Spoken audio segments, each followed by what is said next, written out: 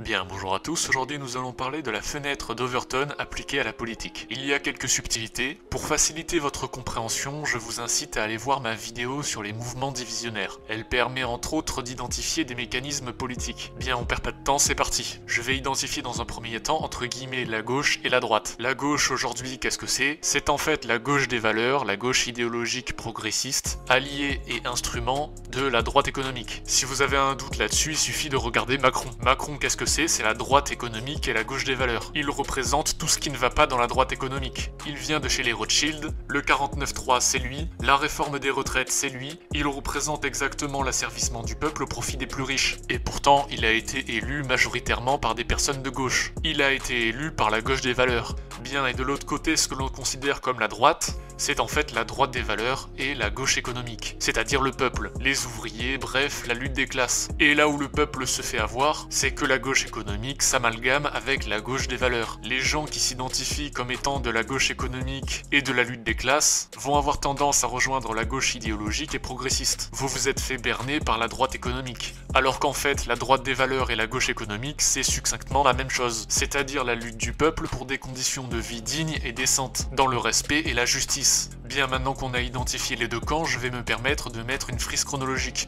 Oui, elle se lit de droite à gauche, c'est assez contre-intuitif, mais c'était ça où je devais placer la gauche à droite et la droite à gauche, ce qui aurait été contre-intuitif également. Ne vous inquiétez pas, c'est cohérent comme ça, vous allez comprendre. Bien, de cette gauche à cette droite, je vais pouvoir fixer le spectre de la réalité, qui va tendre d'un côté vers la normalité, et de l'autre vers la maladie mentale, avec toutes les névroses liées à la gauche idéologique. L'autodéconstruction, l'autoflagellation, la destruction de l'histoire, l'écriture inclusive, bref, tous ces mouvements extrémistes qui symbolisent la dégénération. Et donc à cela, je vais ajouter une échelle de valeurs, entre ce qui est censé être la droite et ce qu'on tend en réalité vers la gauche, c'est-à-dire toujours plus de progressisme et toujours plus d'extrémisme, allant jusqu'au fanatisme. Bien, une fois qu'on a établi tout ça, je vais pouvoir intégrer la fenêtre d'Overton, la fenêtre de la société, ou ce qui est censé être déterminé comme entre guillemets normal dans le cadre de la société, allant jusqu'en dehors des limites à l'extrême gauche et à l'extrême droite. Nous avons donc un prisme woke, progressiste, gauchiste, droitard et nazi en dehors de l'écran. Ce qu'on constate, c'est qu'avec le temps, la fenêtre va se déplacer vers la gauche. Ce qui était considéré comme de l'extrême gauchisme dans l'enceinte de la fenêtre d'Overton, dans le cadre de la société, devient la normalité, alors que par rapport à l'échelle de la réalité, on a en fait juste accepté un mouvement encore plus extrémiste. Les gauchistes de la veille sont désormais identifiés comme les droitards voire les fachos d'aujourd'hui, et ce qui était considéré comme de la maladie mentale est devenu la norme gauchiste aujourd'hui. Et de la même manière, ce qui est considéré comme de la maladie mentale aujourd'hui sera la norme de gauche de demain. Le droitard normal d'aujourd'hui sera considéré demain comme un nazi. C'est bien cela qu'il faut comprendre. Et ce système n'a pas de fin. On va glisser toujours plus dans des positions woke extrémistes qui seront normalisées au fur et à mesure que le temps passe. Tout n'est pas parfaitement à l'échelle cependant, mais notez que j'ai dû faire une schématisation. J'ai dû simplifier certaines choses pour des raisons techniques. Pour ceux qui auraient eu du mal à suivre et pour qui ceci est trop compliqué à comprendre, retenez que plus simplement, le gauchisme, le progressisme, les SJW, le wokisme sont en fait les nuances d'un même mouvement qui évolue dans le temps. Si je pouvais faire un parallèle, ce serait comme le capitalisme. Le capitalisme, le néo-capitalisme, le libéralisme, le néolibéralisme et in fine l'esclavage sont en fait l'évolution d'un même mouvement. C'est exactement la même chose mais qui a évolué dans le temps. Il n'y a pas de bien ou de mal là-dedans, seulement une lutte de pouvoir. Quand vous discutez avec un progressiste, il sera en permanence dans le déni de la réalité. On ne peut pas déconditionner un adulte qui aura été matrixé dans l'enfance. Et c'est là le jeu du pouvoir, de la droite économique, c'est d'utiliser le matrixage idéologique de l'éducation nationale pour créer de futurs électeurs de gauche, c'est-à-dire de la gauche des valeurs, car c'est un outil qui sert la droite économique. La gauche des valeurs divise le peuple dans des luttes toujours plus individualistes et nombrilistes. Car plus on divise le peuple en différentes petites luttes, plus on s'éloigne forcément de la lutte des classes. Et ça, c'est tout à fait dans l'intérêt de la droite économique. C'est pour ça qu'il a besoin de diviser le peuple en le plus de petits combats possible.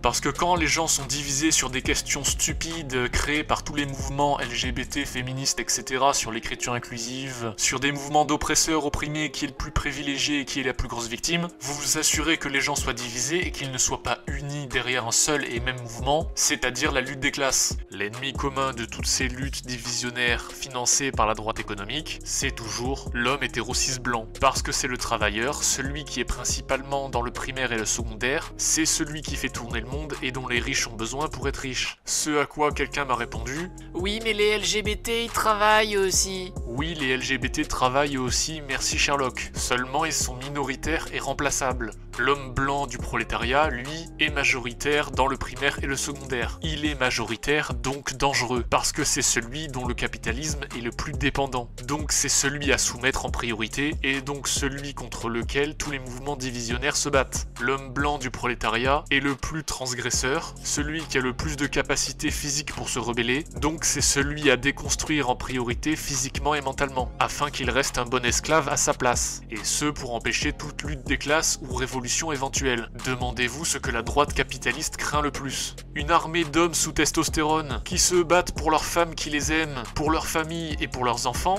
ou bien une armée d'hommes soja déconstruits qui ont des nombreux problèmes psychologiques, même pas soutenus par leurs femmes féministes, qui les détestent et ne les respectent pas, et qui n'ont pas d'enfants donc ne se battent pas pour l'avenir, parce que l'avenir se limite à leur vie égoïste et nombriliste misérable, et qu'ils n'ont plus rien à foutre de tout, à part s'acheter une bonne conscience facilement dans les mouvements divisionnaires. À votre avis, lequel de ces deux partis est le plus dangereux pour la droite capitaliste? Je pense que vous avez la réponse. Vous comprenez donc pourquoi certaines valeurs ont été détruites, pourquoi les bien-pensants dénoncent systématiquement la virilité toxique, et pourquoi dans le progressisme on fait l'éloge de la faiblesse physique, pourquoi les valeurs de famille ont été détruites, pourquoi ils disent en permanence que faire des gosses ne rend pas heureux et n'est qu'une construction sociale, pourquoi ils montent la tête aux femmes comme quoi aimer et respecter son mari et fonder une famille avec lui est une domination patriarcale. En fait, le progressisme détruit tous les facteurs nécessaires à la création d'un homme fort révolutionnaire. Ainsi on obtient des hommes égocentrés, faibles et lâches, incapables de se battre pour leur pays, plutôt que des pères de famille qui sont prêts à mourir pour l'avenir de leurs enfants. Si demain les étrangers, les blancs, les noirs, les arabes, les femmes, les trans, tout ce que vous voulez, s'unissent main dans la main et parlent à l'unisson pour la seule oppression qui existe, c'est-à-dire l'oppression du capitalisme et la violence de classe, eh bien vous avez une chance de renverser le système capitaliste, de renverser la droite économique. Ceux qui sont en haut l'ont bien compris et font tout ce qui est en leur pouvoir pour que ça n'arrive jamais. C'est pour ça que la droite économique finance tous les mouvements féministes, LGBT, progressistes, wokistes, etc. à travers les outils qu'ils ont, c'est-à-dire les médias et l'éducation nationale. Conclusion, si vous êtes de la gauche économique et que vous êtes pour la lutte des classes, ne vous faites pas avoir en rejoignant la gauche des valeurs, car c'est un mouvement divisionnaire au service de la droite économique. Restez auprès de la droite des valeurs, ils se battent pour le peuple. N'hésitez pas à faire passer le message. Merci d'avoir regardé cette vidéo, n'hésitez pas à la partager, à vous abonner, comme ça vous ne raterez rien, je sors une vidéo par semaine. Vous pouvez également m'ajouter sur les réseaux sociaux ici présents. Merci encore à tous et à la prochaine, ciao.